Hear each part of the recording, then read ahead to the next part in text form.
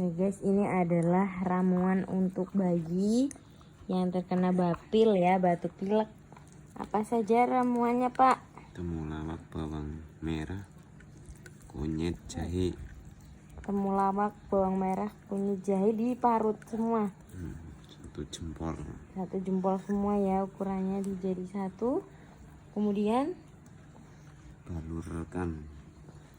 balurkan ke telapak kaki bayi sampai merata.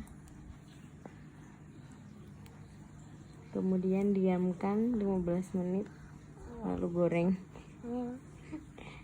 Endelnya ceker Izan. Lucu banget, kecil.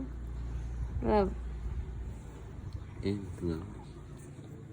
Entar, aku kan video.